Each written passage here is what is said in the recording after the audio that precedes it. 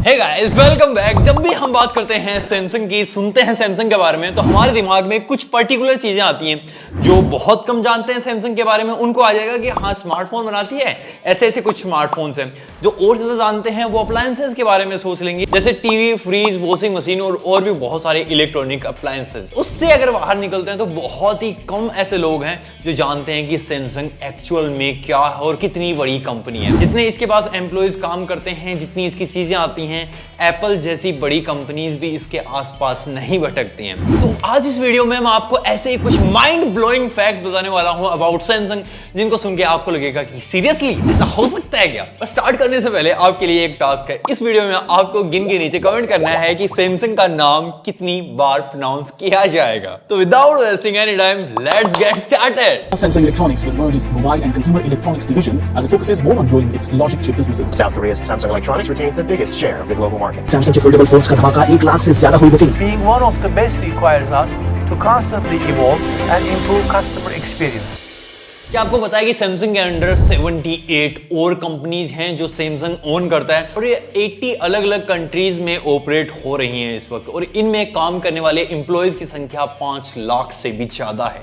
Samsung इतनी बड़ी company है कि इस कंपनी का हर मिनट का रेवेन्यू जो है वो 3,29,36,000 रुपए है। एंड 2021 में पूरी साउथ कोरिया की जितनी जीडीपी थी उसका 20.3% हिस्सा सिर्फ सैमसंग कंपनी ने पे किया था।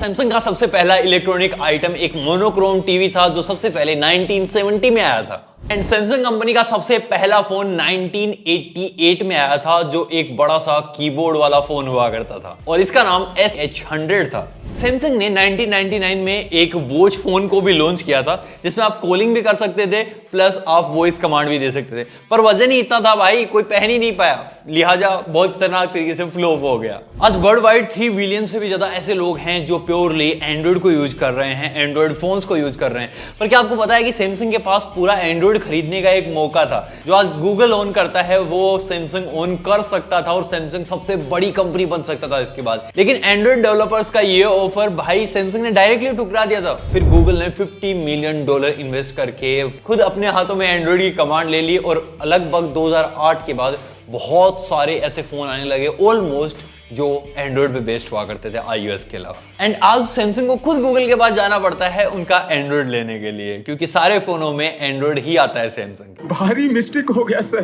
सैमसंग का सबसे पहला टच स्क्रीन फोन SPH 1300 था जो पाम OS के ऊपर चलता था, और ये 2001 में आया था। ऐसा नहीं है कि सैमसंग जैसी बड़ी कंपनी ने कभी अपना OS बनाने की कोशिश नहीं की। पहले इनका बड़ा OS आया करता था और उसके बाद इन्होंने खुद का अपना टाइजन OS बनाया। लेकिन एंड्रॉइड और iOS इतने बड़े कॉम्पिटिटर और इतना अच्छा माल मसाला यूजर्स को दे रहे थे कि वो लोग किसी और OS पे शिफ्ट कर ही नहीं पाए।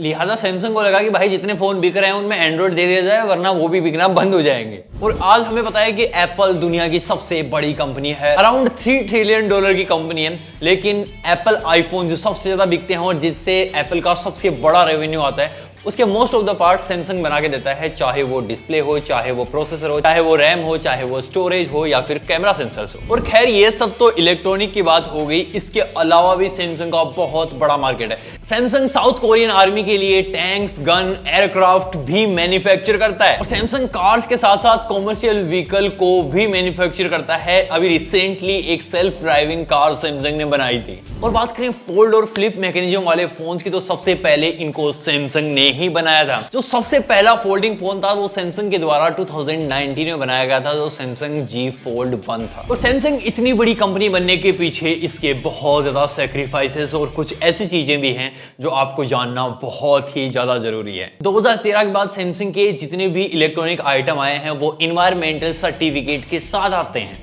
आपको डेफिनेटली सैमसंग की नोट सीरीज तो याद ही होगी जो अभी डिसकंटिन्यू कर दी गई है, और वो सबसे अच्छी और मेरी सबसे ज्यादा फेवरेट सीरीज थी। और आपको अगर नोट सीरीज के बारे में पता है तो नोट 7 आपको पक्का पता होगा, ये चलता कम था, ब्लास्ट ज्यादा होता था। और जब ये बात सैमसंग के पास पहुंची कि उनकी कोई मैन्युफैक्चरिंग डिफेक्ट इसमें रह गई है, तो 2.5 मिलियन सैमसंग गैलेक्सी नोट 7 को सैमसंग ने वापस मंगवा लिया था उसको ठीक करने के लिए। और बाद में सैमसंग ने साइंटिस्ट की बहुत बड़ी टीम इस पे अरेंज की, सिर्फ ये फाइंड आउट करने के लिए कि ये फोन क्यों ब्लास्ट हो रहा है। बाद में उसकी बैटरी में इशू पाया गया और सैमसंग गैलेक्सी नोट 7 एक बहुत ही ज्यादा सक्सेसफुल डिवाइस बना। और शायद आपको पता नहीं होगा कि चलो यार ये चीज तो हो सकती है, लेकिन कंस्ट्रक्शन का काम भी है सैमसंग का। दुनिया की सबसे बड़ी बिल्डिंग कौन सी है? हाल फिलहाल के लिए वो बिल्डिंग बुर्ज खलीफा है जो दुबई में है, और इसको भी सैमसंग ने ही मैन्युफैक्चर करा है। ऐसा नहीं है कि 100% करा है, लेकिन सैमसंग का बहुत बड़ा हाथ है इस चीज में, जैसे हमारी इंडियन कंपनी टाटा का है। और आज जहां इसका बिजनेस इतने सारे देशों में और हर एक फील्ड में फैला हुआ है, वहीं सैमसंग कंपनी की शुरुआत 1938 में सब्जियां बेचने से हुई थी।